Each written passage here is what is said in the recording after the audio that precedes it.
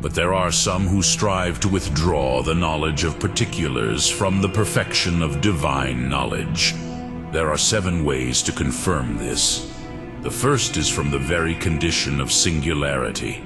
For since the principle of singularity is marked matter, it does not seem that singularities can be known by some immaterial power, if all knowledge is by a certain assimilation. Hence also in us those singular powers grasp those which make use of the material organs, such as imagination and sense and the like. But our intellect, because it is immaterial, does not know particulars. Therefore, the divine understanding of particulars is much less cognitive, which departs mainly from matter. And so it seems in no way that God can know particulars. The second is that they are not always unique. Either they will always be known by God, or sometimes they will be known, and sometimes they will not be known. First, it cannot be, because there cannot be knowledge of that which does not exist, which is only of truths. But those things which are not cannot be true. Nor can it be the second, because the knowledge of the divine intellect is absolutely invariable, as has been shown.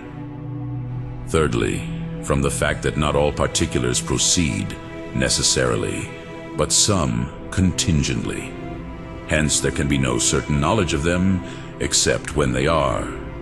For certain knowledge is that which cannot be mistaken. But all knowledge that is of the contingent, when it is future, can be mistaken. For the opposite of what is held by knowledge can happen. For if the opposite could not happen, it would already be necessary. Wherefore also concerning future contingencies, there cannot be knowledge in us, but a kind of conjectural estimation. Now we must suppose that all knowledge of God is most certain and infallible, as was shown above. It is also impassive that God begins to know something anew because of his immutability, as has been said. From these, therefore, it seems to follow that he does not know singular contingencies. The fourth is from the fact that the will is the cause of certain particulars, but the effect, before it is, cannot be known except in its cause, for thus it can only be before it begins to be in itself. But the movements of the will can be known with certainty by no one except by the will, in whose power they are. It seems impossible, then, that God should have eternal knowledge of such particulars as take their cause from the will. The fifth is from the infinity of singulars. For the infinite, as such, is unknown. For everything that is known is measured in a certain way under the grasp of the knower, since measurement is nothing else than a kind of certification of the thing measured. Hence all art rejects the infinite. But singulars are infinite, at least in potential. Therefore it seems impossible that God knows particulars. The sixth is from the very cheapness of particulars.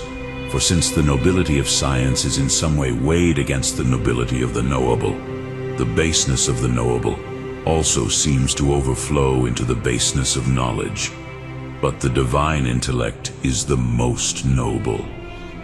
Therefore, his nobility does not allow God to recognize some of the lowest among singulars. The seventh is from malice, which is found in certain individuals. For when it is known in some way in the knower, but evil cannot exist in God, as was shown above, it seems to follow that God does not know evil and privation at all, but only the understanding which is in power. For privation can only exist in power.